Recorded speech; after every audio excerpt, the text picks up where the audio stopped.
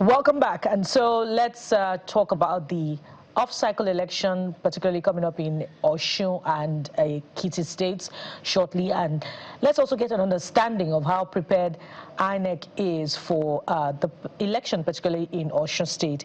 And joining us for this conversation is the INEC Resident Electoral Commissioner for Osun state, Mr. Mutiu Adegoke, who joins us virtually. Good morning, sir, and thank you for joining us on the program. Perhaps you would need to unmute your device so that we can hear you. Oh, sorry. Dr. Mutiu Adegoke, not Adegoke. Adegoke. Adegoke. Yeah. Thank you for the correction, and you're welcome to the program. It's my pleasure. Thank you. So let's start with what seems to be uppermost in the minds of pundits and, of course, those who would decide in favor of any candidate in Osun State. What exactly is the situation with the Accord Party? Right after Governor Adeleke emerged as candidate of the Accord Party, we also hear that another candidate has emerged from another faction. So please help us clarify what the situation is. No, there was no situation. Everything was cool and calm. In the record of INEC, particularly our headquarters office, the Accord Party had no issues whatsoever. And that was why they carry out their primaries according to our guideline. We were there to monitor it, and their candidate emerged. So as far as INEC is concerned, Accord primary has been duly conducted, and the candidate of that party has emerged. That's interesting to hear, because we saw the group saying that they have their own candidates for that election. But let's talk about preparations. And before we go into the preparations proper, let's talk about what has been playing out in the Labour Party. So give us maybe direct and clear answers. I know this is mostly around the headquarters, but you have that record. Does Labour Party have a candidate in this election in Osun State? You know, it will be too early for me to tell you that.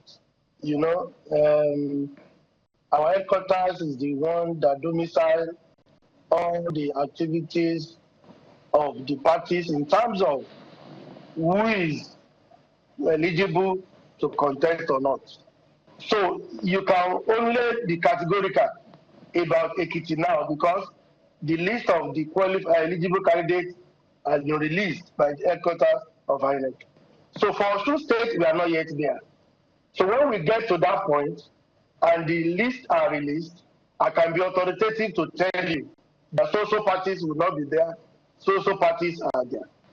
That is the position now. Mr. Adegoke, so I'm trying to understand. I know this may not be your question. I think the INEC Commissioner for Voter Education, sometimes I don't even know what his name is. Olumekon? Mr. Olumekon, you need to be coming out. I think the last time we saw an INEC official really speaking to the nation was Festus Okoye. Since Mr. Olumekon took office, with the greatest sense of respect, I've not seen him done pressers or... No, you're not correct. You're not correct. In fact, it's not even Olumekon now. The new chairman has reshuffled the national commissioners. Another person is in charge now. Who is in charge? And if you follow the activity of INEC, the director of voter education has been talking.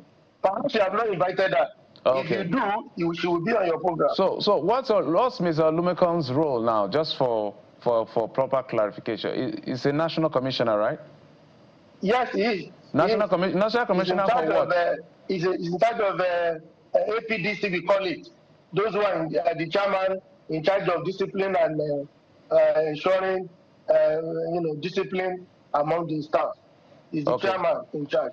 Anyway, we'll get where I'm going to with all of this is because of sometimes the dearth of information. It's a bit confusing to see that Labour Party, for instance, because we had one of the Labour Party officials here a while ago. I think that should be last week. That should be Mr. Arabambi, who was very angry with INEC.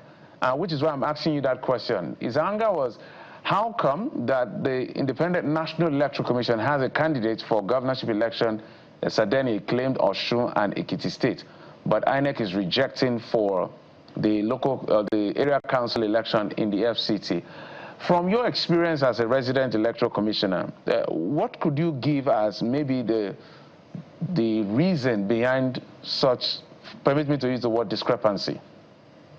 No, it's not a discrepancy. It's not a discrepancy. For the Labour Party, the position of the commission is so clear. And I think there was a release, which of course the media has been able to have access to, that the reason why certain things will not happen to Labour Party in a particular place was this, and the commission explained. So why I have been very, very cautious about Osun is that we have not reached the level of, listing the candidates who are already qualified, who are going to contest. Until we get there, I will be able to tell you in my state. No, right. That's not my. That's not my. Yes. Candidates you will not even be able to talk about. Yes, that's not the point. We're going to come to Osun. Yes, I know this is not a direct question, but an indirect question to Osun. I'm saying, if Ekiti, if the governorship candidate of Ekiti has been accepted for Labour Party from the Abure-led group, what is stopping INEC from accepting other candidates? That's just my question, if you have an answer to that. The commission, the headquarters will make official statement on that. Don't drag me to that. Limit me to my Osun state.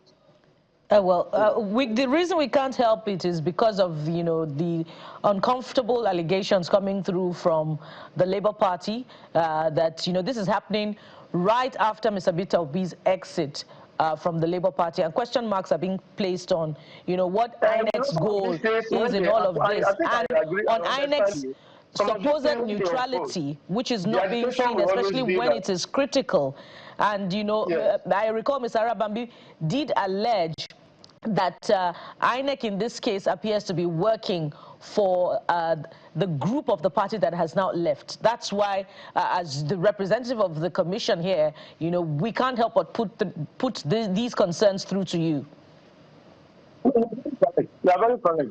We will seek your indulgence that when headquarters releases the position, it will be better understood. I am not the spokesperson for the commission. I am the rep of Osun State. Okay, let's get to the elections now. The elections are coming closer, than expected. Talk to us about preparations for the elections and what we should expect in terms of interagency collaboration and preparedness ahead of the date. God bless you. In Osun State, immediately the commission released the timetable. The activities that were supposed to be pre-election activities, we have started some of them. Don't forget that the release of timetable coincided with the ongoing continuous voter registration, because whether we like it or not, for Osun State, apart from the general CVR, we are still going to go to the grassroots, the one we call the ward level or RA level, the registration area level. All these have been going on. Not only that, we have been engaging consistently with our stakeholders. We have been talking to them. We have been exchanging notes. They have been asking questions. These ones also, they have been ongoing. It was this engagement that, dovetailed to the issue of primary I told you the other day. We told them, we warned them, we advised them, we counseled that they should, read the guidelines of the primaries and learn to live by this regulation so that nobody will be, alleged to have violated the regulation. And of course, if you look at the Osun State primaries, you won't see any serious, issues coming out of all these primaries. Virtually all of them conducted everything they needed to do, and it was a peaceful outcome at the end of the day. As I talk to you, parties are trying to submit the names of their candidates online.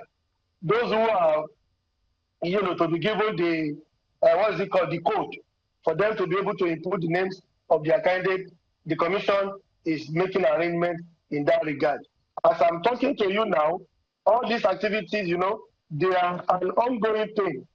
And because they are an ongoing thing, it's a thing that is still ongoing. Yes. Today, as of today now, you will see that by 16th, yes, by 16th of February, then there will be publication of personal particulars of candidates by the commission. That will also continue to run until we get to the issue of last day for withdrawal by candidates or replacement of withdrawn candidates by political parties. That will end by 2nd March. So it will continue. Those activities will continue until publication of final list of nominated candidates by the commission, which will be done on the 9th day of March 2026. Afterwards, then, by 11 March, the full-blown campaign by the political parties will now commence. Apart from that, the commission in the state, we have been engaging the members of the public, talking to them, assuring them, giving them the confidence to be able, because it's one thing for them to register, collect the PVC, and choose not to go. Because there is this apathy that what are we going to do? There's no need for us to go and vote. There's nothing that will happen. No, we are educating and re-educating them. That is not just enough that you register. All right, Rick, just one last question. Yes, just one last question. My apologies. If you can hear me, sir, we just have 2 more minutes to end the show. So what assurances are you giving all political parties in this election that INEC will be fair to all parties? If you can answer it in 1 minute. You have said, we are going to be fair. That is what, the way you have said it is the way everybody should be saying it. And because we are the one at the center of the management of the election, I am saying it here to all Nigerians that Osun election is going to be the best, bearing in mind that that is the last election to general election.